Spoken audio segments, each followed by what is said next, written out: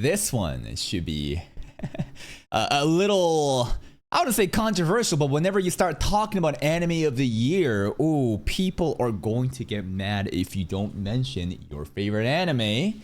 To me, when I think about anime of the year this season, you know what? Let's let Gigguk talk a little bit, and then I'll kind of give you like my picks. I don't think there is a definitive anime of the year so far, though. What's anime of the year so far, and why? Sentence to be a hero? It's not this year, bro. Was it actually? Wait a minute, I think it was in winter. No. That shit was winter this year, right? That era with Jujutsu Kaisen. Oh my fucking god, it was! Is it Nippon Sangoku? Ooh. Great pick. So Nippon Sangoku, I think, is actually deserving of anime of the year too. I'm not gonna say it is, but goddamn, the political drama, the conversations, the amazing, just again, drama, conversational driven anime storytelling with the storyboarding that presents these conversations instead of static fucking frames of mouth moving, the detailed art, god, the soundtrack, the direction was on point. Ooh, I'm not sure. Nippon Sangoku is definitely up there. Jadiga is doing some great. I can't really put these shows in because they haven't even finished.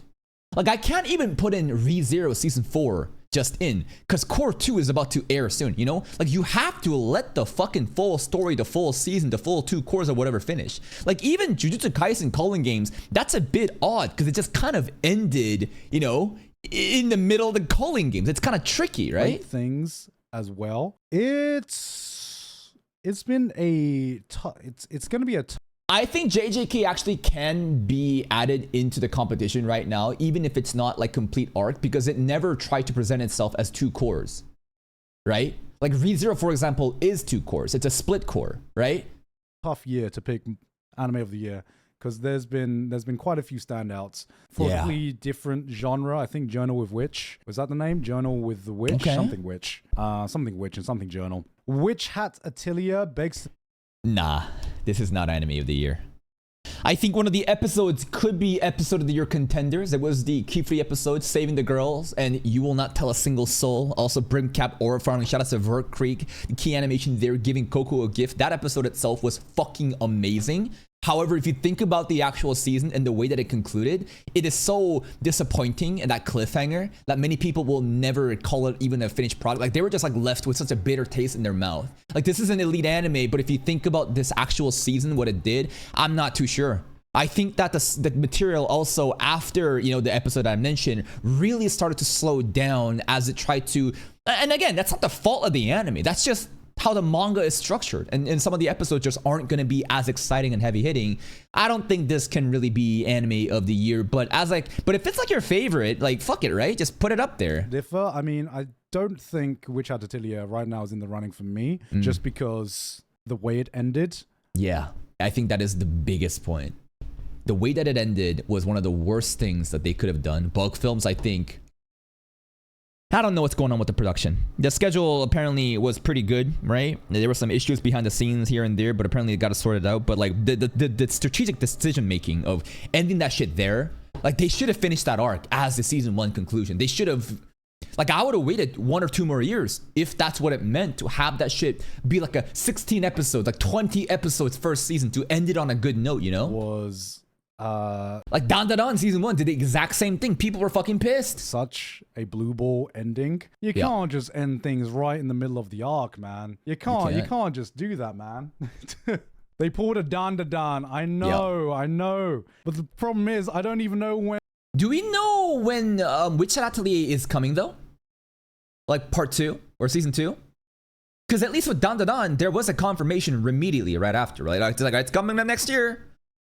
Witch Hat just to be announced? Yikes. And the second season is coming. Unless it's 2 core. Yeah, I assumed it would be 2 core, but I don't think that the second core has been announced yet. I don't know when it's coming out. Mushoku Tensei lol, I mean, it just started. I mean, based on what the source material reader is saying, Turning Point 4 is supposed to be the greatest story of MT. It could be. We'll see. Well, I don't know why you put the lol in front of there. I don't know why. Why would you say Mushoku Tensei, lol? Yeah, that's a snarky comment. He's setting up MT. Why are we laughing at That's a ReZero Glazer right there, trying to set up MT. that? It's a great fucking series. Yeah. And you know what? This series, the first 2 episodes started off with a banger as well. What about the other episodes, Gigguk?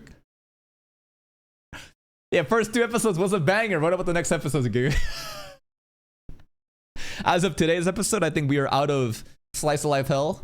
You know, I think a lot of people were expecting more boom boom pow pow, some main story quests instead of, you know, OVA, you know, character development on the side with slice of life, which again, it's enjoyable, but this is not the primetime content. Oh, we got to see Best Girl come back. Where does it go from there? I don't know. I don't know what I've got. I don't know what Mushoku Tensei has got cooking for season 3. Yeah. Anime only. And is MT also non-split core? Is it going 2 cores all the way through?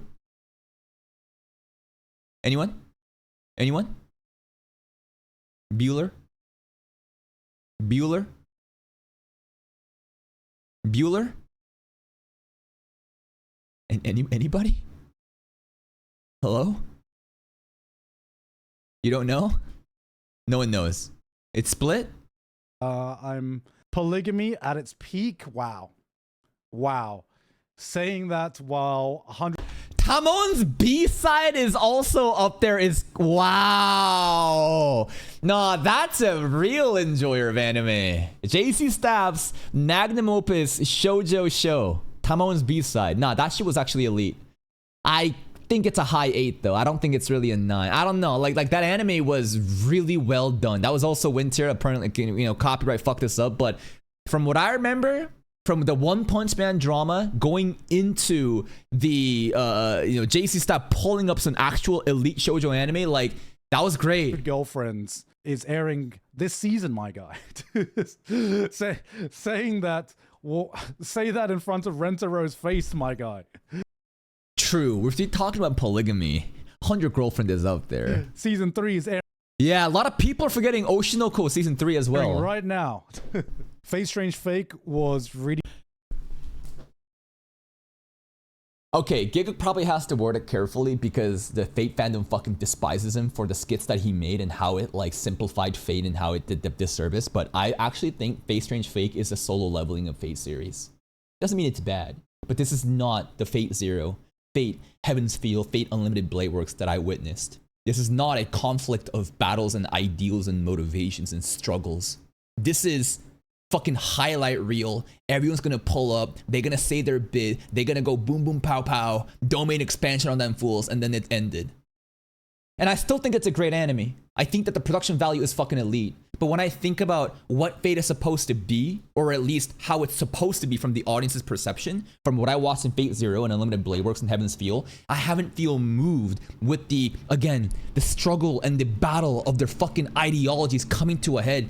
This lore and every character is so loosely glanced, and if you think about it, dude, it's not just fucking 7 roster. We have 6, 7, bro. We have unironically 13 separate fucking characters and pairing that we gotta fucking talk about, right? And it gets even trickier. Like even in Phase Zero and Limited Blade Works, it's hard to flesh out these characters and what they're about. You have an expanded roster, great for fighting, but in terms of characterization and deep diving into the motives, it's very hard.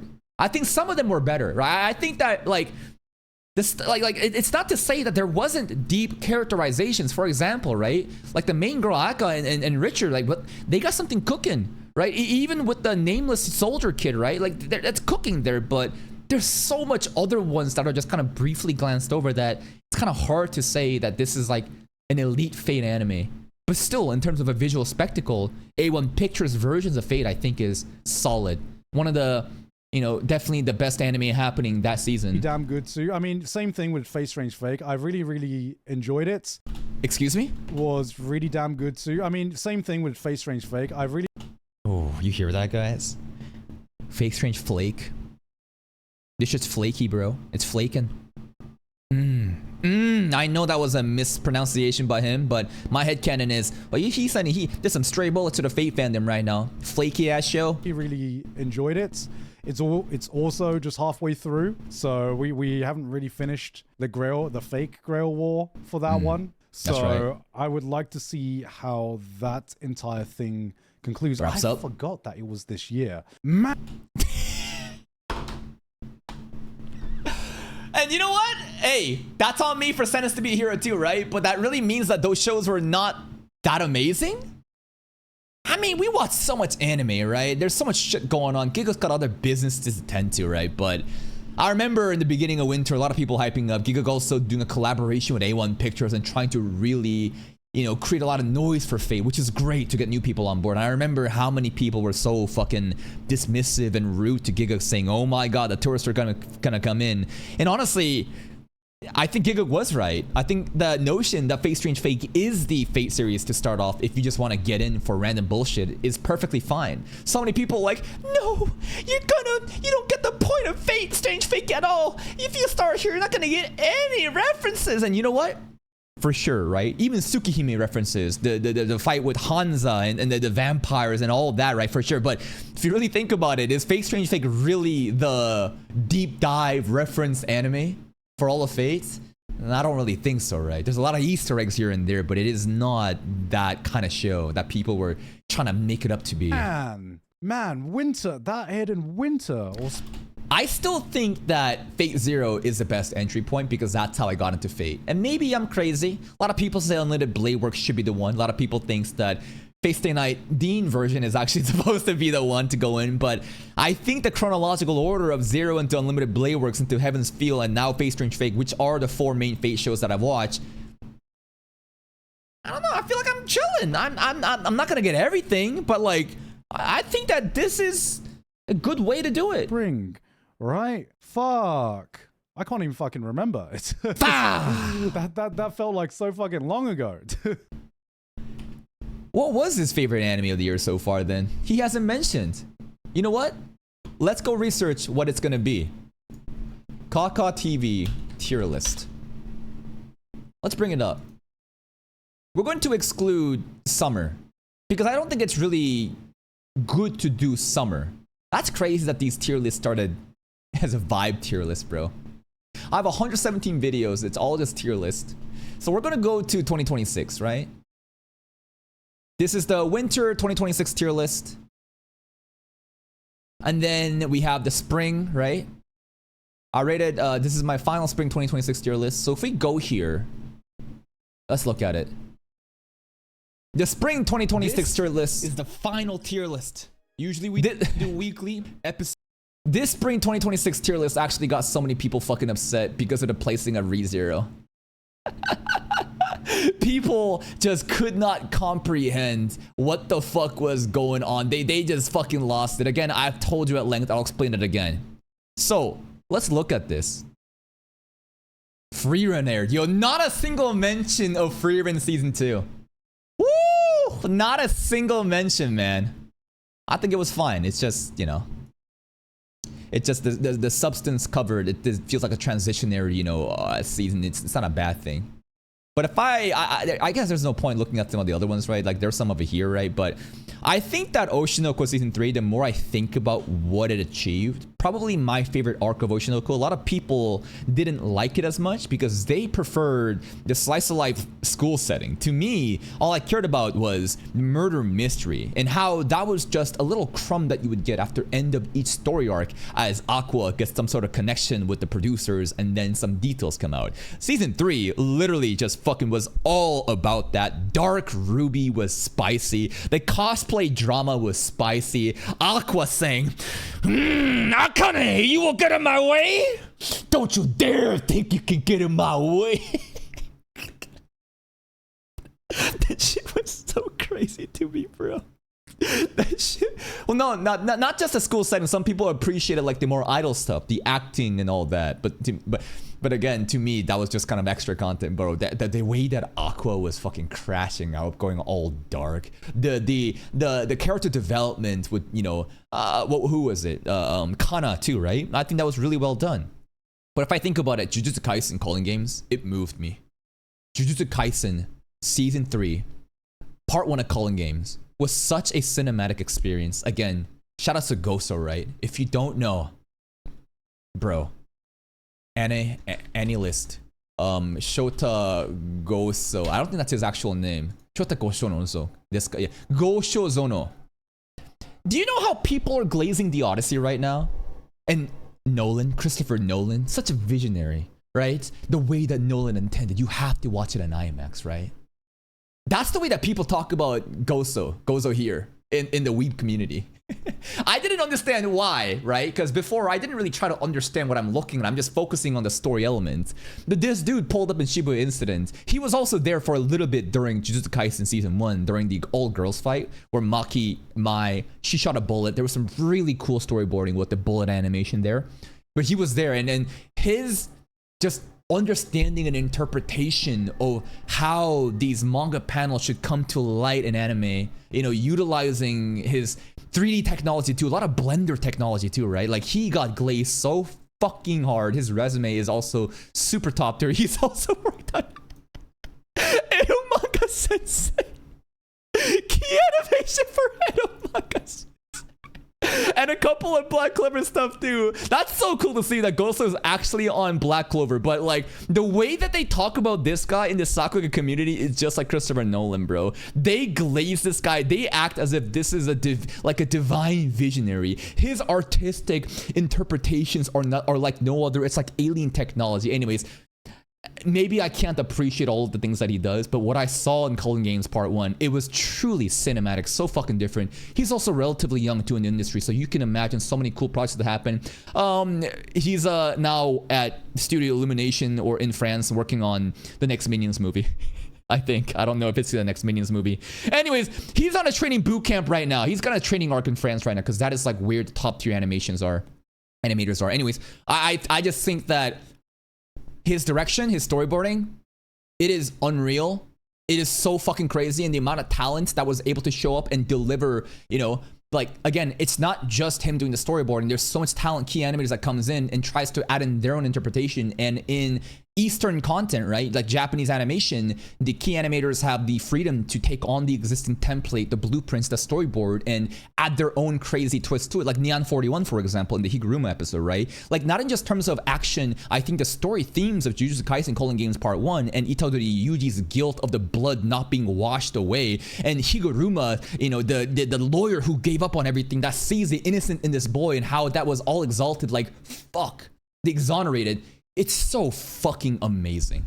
The Zenin Clan incident was just pop-off moment for Maki. You know, my favorite part was actually maybe Reggie versus Megumi out of fucking nowhere. Like, straight up. Y'all remember this shit? I still have this. I don't know why I was moved, because this is a random battle that had no real fucking meaning. You talk about like just random aura farming. I would argue that the Reggie episode was kind of like that. There's no real character development happening with Megumi. He's a potential man. He's just fucking popping off. Reggie's a new dude that came out of fucking nowhere, just wearing a fucking 7-Eleven tickets. Yet the death scene, the classical music, also the Julian Bentley cut here with the hand-to-hand fighting, with these wide-angle lenses and the POV shots, it's so fucking hype. But this scene, bro, it's the classical music. I'm a sucker for classical music. Listen to this. Oh. Puru Ryuiki. Yeah. And like, it's so cool too, the way that he's just bleeding out in the pool. People were memeing about how this was also Chainsaw Man Reze, like he gives all the points to Megumi at the end as a good sportsmanship, and it just fucking ends so well. Registar has died. And then bro, I gotta show you these. I hope I didn't bookmark anything, you know, lewd on my profile, but let's see this. I think I have to go to likes. Where's my like bookmarks actually? Home chat, Grok, premium articles, profile. Where's my bookmarks? Does anyone know how to go to book by seeing the background? The amount of memes happening off of this episode, because again, Chainsaw Man movie Reze Denji, it was just like that, and the people just fucking making, and all my fucking bookmarks are just fucking Megumi Reggie just memes, bro. Just fucking hype. Anyways, I just thought that this episode was fucking special to me. I just want to, you know, glaze up that scene, because not many people, you know, care about that. But again, if we just go back to the main topic, which we're talking about, you know, just like amazing anime, I think that the more I think about it, Oshinoko and Jujutsu Kaisen might be my favorite of that season. Steel Ball Run doesn't count. It's just an episode that came out. I just wanted to glaze that up. Sentence to Be a Hero, I think, was amazing. It's just, was it that fucking amazing? I definitely after thinking about it again, I think I would put Sentence to be a Hero above Fate, maybe. But these are pretty good titles. But Oshinoko for sure above these two. Oshinoko and JJK are definitely my two favorite picks from winter like that. And if you're going to spring, again, such an amazing, just like, you know, just a lot of great animes coming out, right? So if we just look at the peaks, again, why is Wistoria above ReZero? Again, I've explained this multiple times. I don't think ReZero has a claim to be as the top of the top just yet, because this is just, the story hasn't even finished. This was the setup arc. The payoff hasn't even happened. The shocking, you know, horrific scenes, I think, were really amazing. Whether it be the just Patrash eating Subaru, that episode was fucking crazy, like or even like what was it, Subaru falling down as Gluttony pushes him most likely down the stairs, right? That was fucking insane. And the emotional payoff of Subaru also accepting himself because Amelia believes in him, the him that he doesn't even know. These are some amazing points, right? But like, this is like just still setup. Wistoria Season 2 was the climax of what it set up since Season 1, and it was just a culmination of all the underdog stories put into one. He's fighting in the fucking middle against this monster that no one can beat. Everyone's fucking watching it. It's just that hype underdog story that I love, and I feel like the way that it also, again, tied up those loose ends and then started a new arc that even makes the new stakes higher, I thought was just so, like, conclusive. It felt full and complete. And of course, the technical execution, the action sequences, fuck, Elfaria versus Zero, unreal. In terms of hype or moving shows, it means a lot to me. That's why I place Wistoria slightly above ReZero, because again, I just feel like to place a setup part 1 that hasn't even completed the full season versus literally the climax of what it's been building up on, it's ridiculous. Still fucking amazing. But if I were to rate them, I think I would put these three as like another contender. So now we have JJK and Oshinoko, as well as Wistoria, ReZero, and Nippon Sangoku as like the best of this year so far. As much as I love Classroom Day Elite, again, right, that's like a biased pick. I love the new upgrade with the new production line at Lurch, and this is amazing, right? The fact that this studio can do it after how many seasons of people crying and whining about it. But still, Needy Girl would be a dark horse. Needy Girl, I think, would be a too niche anime to put up there, but these three. So of the 5,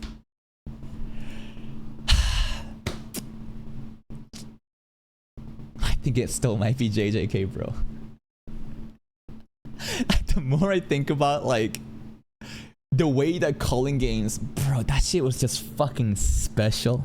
From the beginning with Yuji and Yuta, the cinema happening, with Ghosts Again Blender Tech just showing it fully through. The Zenin Clan incident. Even the Hakari stuff with Yuji and like what it means for Yuji to accept the role of a cog, the character motivations, the writing was actually pretty deep. He actually moved, you know, Hakari there. And then Reggie Megumi. We have the, you know, Higuruma Yuji too for sure. That Higuruma backstory, fuck, that was cinematic, bro. That one person that he worked on Free Run episode 2. I feel like there was an episode where he also directed it. I think it was one of the really hype moments versus the what's it called? The demon, you know, the serpent guy, right? Anyways, that Higuruma backstory episode was fucking special too. And of course, you know, Yuta just popped off at the end. The triple domain expansion, that's just for the aura points. It's hard, man. If I were to compare between action categories for JJK and Wistoria, I'd put JJK over Wistoria. If I were to then compare, I guess, some story-driven drama stuff, there isn't really others other than like Oshinoko, ReZero, and Nippon Sangoku. And even then, like Oshinoko Season 3 versus ReZero Season 4. That's a tough one. But all the revelations and the shock. Like again, Oshinoko Season 3 was also a crazy pop-off with all these different story points coming in. I feel like ReZero shouldn't even be added to the conversation here. It's not fair. You know what I mean? For me, it is Oshinoko as well. But again, like, you're putting an incomplete story into the competition.